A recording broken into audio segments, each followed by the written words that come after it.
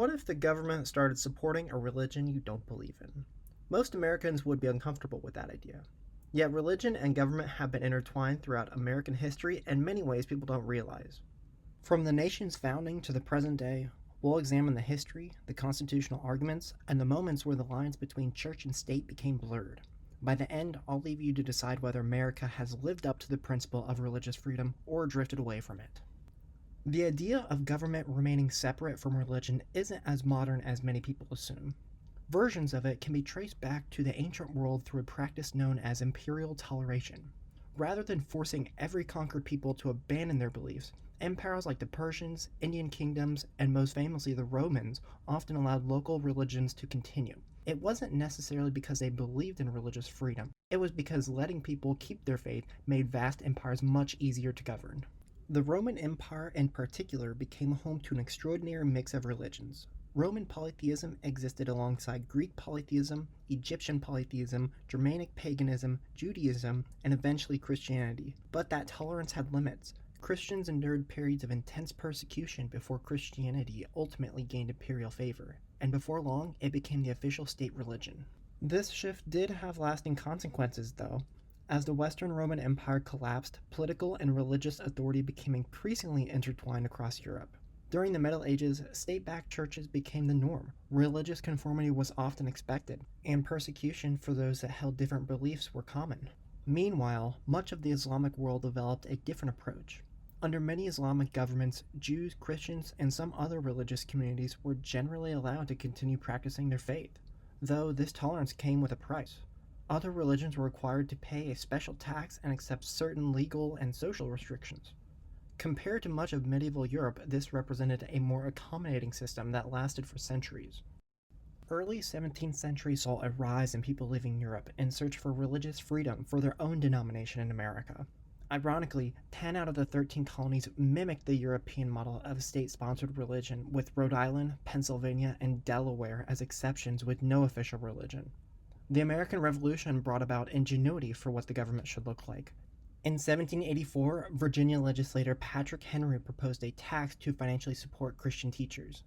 The proposal sparked fierce opposition from James Madison and Thomas Jefferson, who argued that religious belief should remain a matter of individual conscience rather than government policy.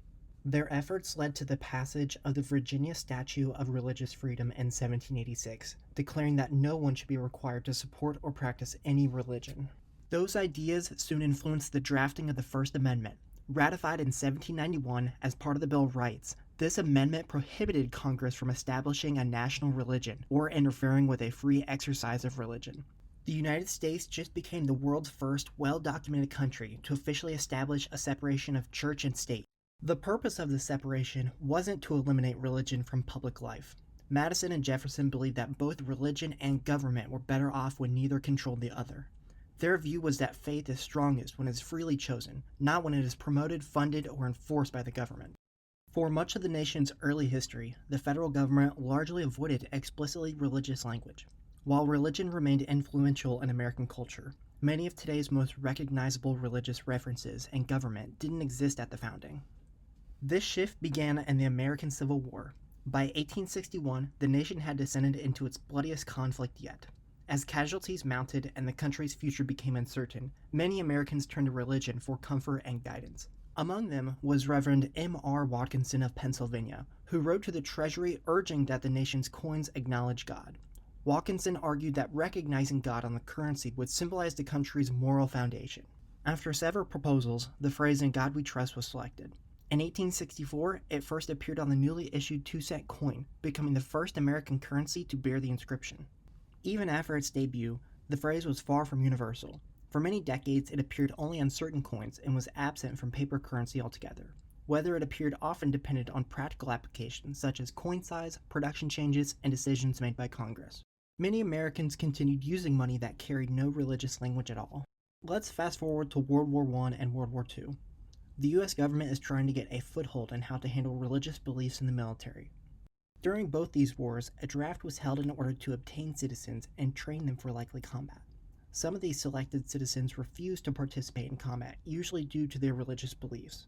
These individuals were named conscientious objectors, or COs.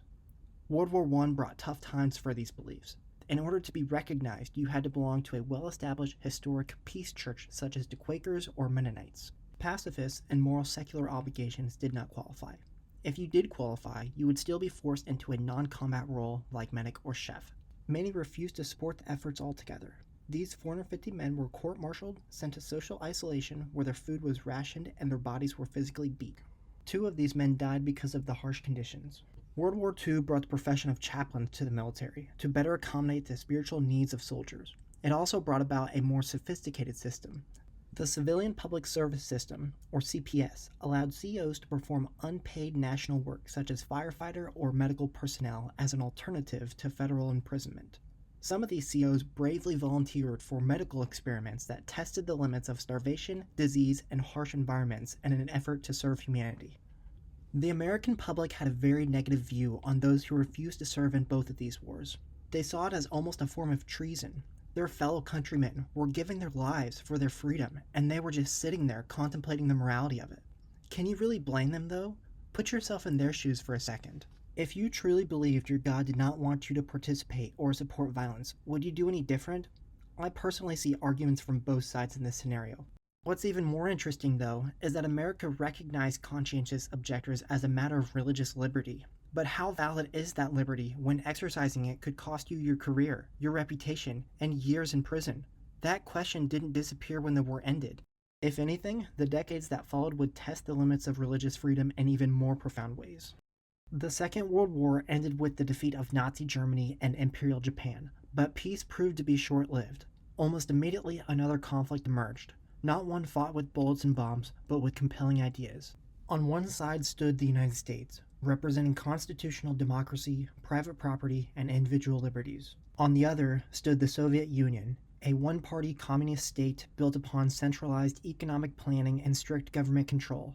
Both nations believed their system represented humanity's future, and both sought to spread that vision across the globe. The differences extended beyond economics and politics. They reached into the role of religion itself. The Soviet government, influenced by the writings of Karl Marx and later enforced under leadership Joseph Stalin, officially promoted state atheism. Marx had famously described religion as the opium of the people, arguing that it distracted citizens from confronting economic inequality. Churches throughout the Soviet Union were closed, clergies were imprisoned and executed during various periods, religious education was heavily restricted, and public expressions of faith were discouraged or even punished. Although policy fluctuated over time, particularly during World War II, when Stalin temporarily eased restrictions to rally public support, the Soviet state remained fundamentally hostile towards organized religion. The United States could not have been more different. Americans worshipped in the thousands in churches, synagogues, and other houses of worship without government approval. Religion was largely viewed as a private matter, rather than a requirement of citizenship. Yet, as the Cold War intensified, religion gradually took on a new purpose. If the Soviet Union represented a nation without God, then America could portray itself as a nation that embraced faith. Religious language became more than an expression of personal belief. It became a political symbol. Public officials increasingly described the Cold War as a struggle not only between democracy and communism, but also between belief and atheism. References to God helped distinguish the American identity from that of its greatest rival.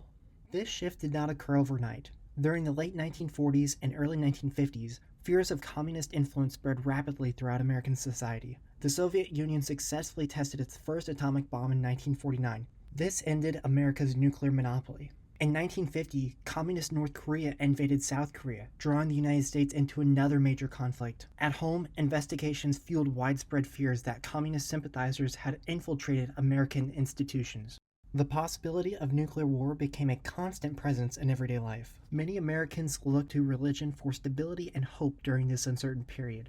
Church membership climbed to record highs throughout the 1950s, and political leaders increasingly incorporated religious language into public speeches. Presidents, members of Congress, and influential religious organizations argued that belief in God represented one of the defining characteristics separating free societies from communist dictatorships. What happened next would fundamentally change the relationship between religion and American government. Under God entered the Pledge of Allegiance in 1954. 2 years later, In God We Trust became the nation's official motto, with it appearing on all paper currency. Both remain fixtures of American civic life today. For many Americans, these changes simply reflected the nation's religious heritage. They argued that references to God acknowledged a belief held by the overwhelming majority of citizens without compelling anyone to worship, pray, or belong to a particular faith. During a global struggle against atheistic communism, these words became symbols of what America stood for rather than commands about what Americans must believe. The courts largely embraced this reasoning. Over time, judges began describing phrases like "in God we trust" as a form of ceremonial deism, religious language that through generations of repeated civic use had lost much of its original theological meaning. According to this view, these references were primarily patriotic traditions rather than government endorsements of religion. If no one was legally forced to adopt a belief in God, then the government was not establishing a religion in the constitutional sense. It's an elegant argument, but not one without critics. For citizens who do not believe in God or who understand the divine in a fundamentally different way, the government is still expressing a theological idea that they do not share. Many believe it should avoid promoting symbols that align with contested worldviews. They say constitutional neutrality is not measured only by intimidation, it is also measured by inclusion. The First Amendment prevents Congress from establishing a religion, but it never precisely defines where acknowledgement ends and endorsement begins. If the government chooses one particular understanding of divinity, even in broad terms, has it truly remained neutral? For more than 70 years, the courts have generally answered that question one way. The debate, however, has truly never ended. Thanks for watching. Hit that like button if you enjoyed.